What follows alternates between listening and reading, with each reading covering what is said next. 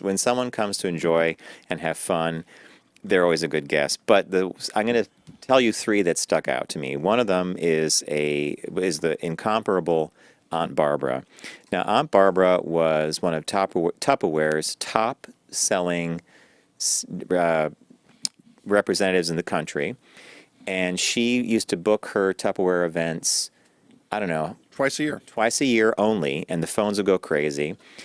And it was a guy that dressed up as Aunt Barbara, but he would channel his, like, I guess it was a relative he called Aunt Barbara. Yeah, after his aunt. After his aunt, and the entire time he was in studio or she was in studio, the back of my head felt like it was gonna definitely fall off because it was just. I was laughing so hard, and my face, I had a smile on the entire time. So Aunt Barbara really was fantastic. She came to play. She's been on several times since, and now Aunt Barbara has transitioned and is no longer doing the Tupperware thing, but I think she's doing okay, right? Right. There was a documentary done. She's actually got a part in a movie. You could still follow her on Facebook. She still does have the Aunt Barbara site up, but she also goes by her name now, which is Jennifer. And but she struggled. She struggled with not only obviously when you make the decision to transition, but she also struggled from her inner career. Yeah. And we've tried to have her on, not because we wanted to have her on because she was a great fan favorite. But yeah, scheduling. She works during the week now, and since we're not on Saturdays, it's harder for someone to get time off. But we've asked her to Skype in or something. But we're still working on having her come in, and she would like to come back. So that's a good pick. Another favorite of mine was Dick Cavett.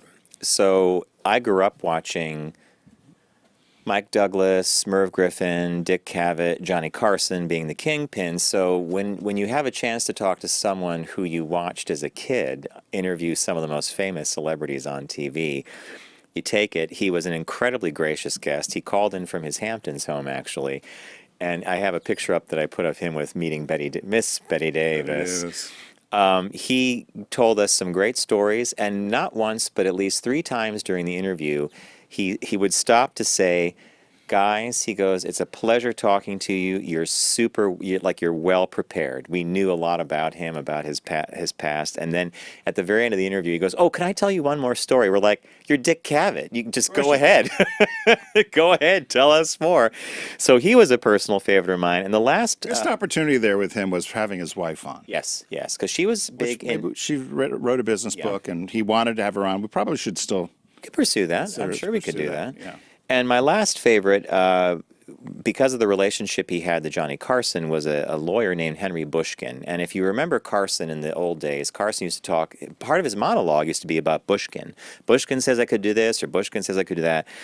So he wrote a book called Johnny Carson, and obviously he waited till long after Carson's death because the two of them had a very interesting falling out.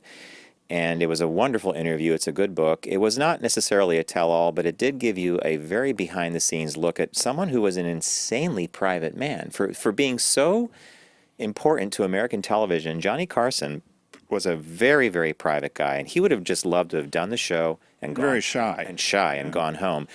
And one of the questions there's a part in the book that Bushkin reveals where after they have this falling out, he goes to meet Johnny at his house. And it was one of those seminal moments in a friendship where he goes in and he's talking to Johnny, and Johnny's like, this is it. It's over. And he left, got in his car, and sat in the driveway for about 5 minutes, realizing that all the years he had with Carson literally just evaporated in those 2 or 3 minutes talking to him. But I loved talking to him, and it was an interesting glance into the world of Johnny Carson. So who are your 3? So my 3, and those were all good picks, and I would put each of those up on his list as well. This was a difficult list to do, and John and I talked about, do we stay away from famous, or do we? We've had a lot of great guests over the years, of course. So the first one I picked was Jennifer Granholm, who was governor of Michigan at the time. She and her husband wrote a book called A Governor's Story, and it was right after the collapse of 2008, and particularly with the bailout of the auto industry. And she was heavily involved in that, and obviously being the governor from Michigan and working with the Bush and then the Obama administration and trying to get the industry back on its feet.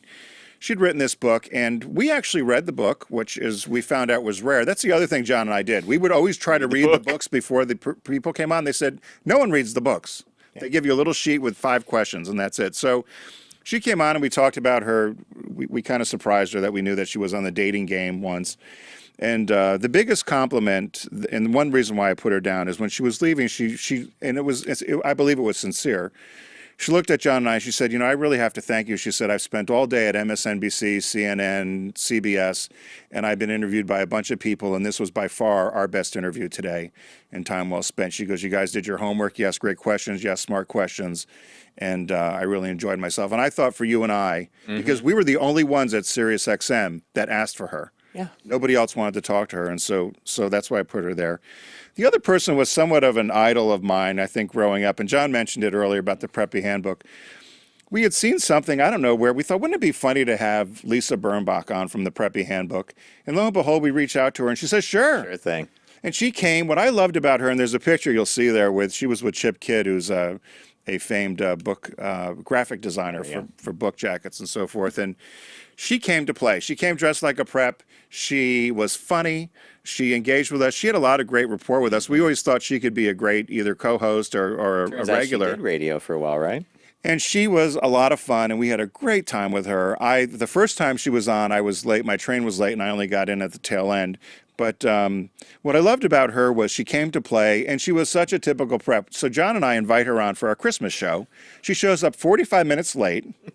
She brought the guy from Ridgemont. He passed away. He was the pizza delivery guy that gave the pizza to Sean Penn in Fast Times at Ridgemont High. Right. And she shows up, and then we put her on, and then she can't understand why we're putting her up. Well, what's my time? I said, you're 45 minutes late.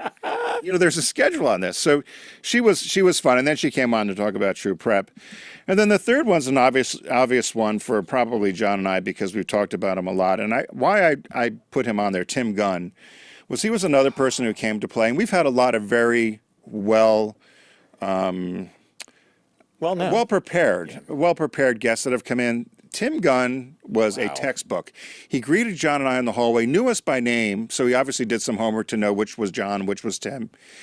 Handed us both his books already signed to us personally. Laser. Was dressed the part and came to play. He told great stories. And then we asked him to stay to play Tim's list, and it was for the top 10 fashion essentials. And he took over Tim's list. Remember, we used to do a list every week.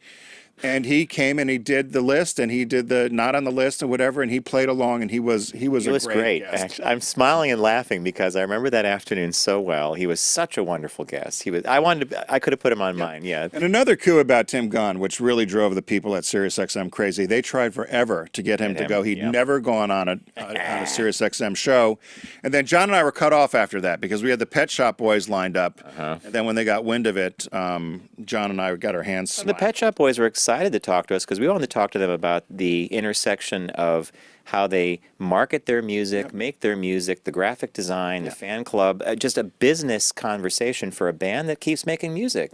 Yeah.